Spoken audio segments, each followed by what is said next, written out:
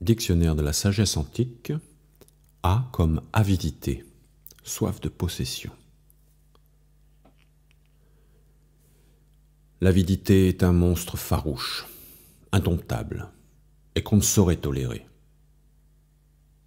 Où elle se montre, elle dévaste tout, villes et campagnes, temples et maisons.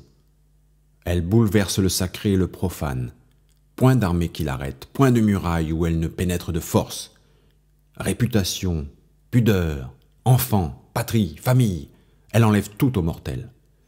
Mais qu'on abolisse la considération attachée à l'argent, et cette grande puissance de l'avidité sera aisément vaincue par les bonnes mœurs.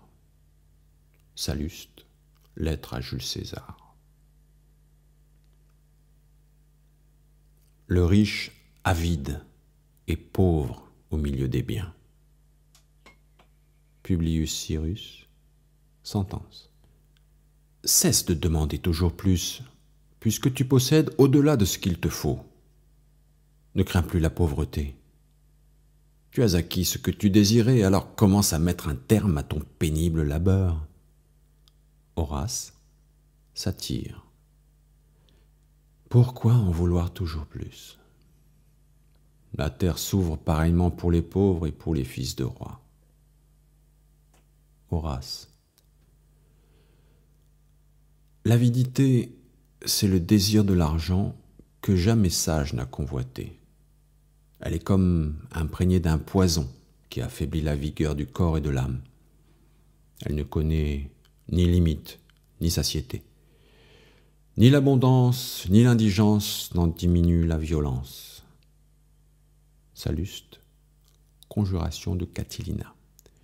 Mais lorsque la République se fut fortifiée par son activité et sa justice, qu'elle eut vaincu à la guerre de grands rois, qu'elle eut soumis des peuplades barbares et des nations puissantes, que Carthage, la rivale de Rome, eût été détruite jusque dans ses fondations, et qu'ainsi s'ouvrirent à nous toutes les terres et tous les océans, la fortune se mit à nous persécuter et à jeter partout le trouble.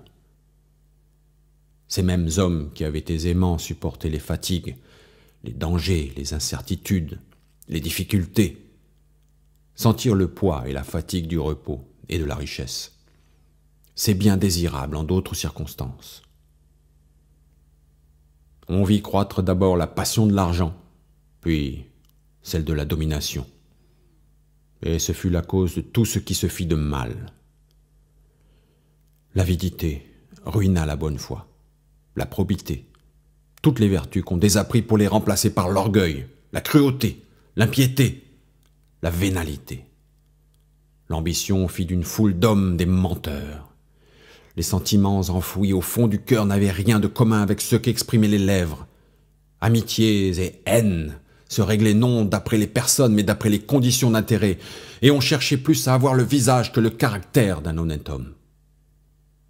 Ces mots grandirent d'abord insensiblement, puis furent même parfois châtiés, puis ils devinrent contagieux. Ce fut comme une peste.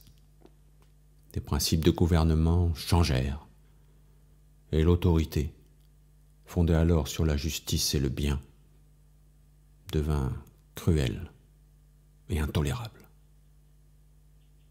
Salluste, conjuration de Catilina.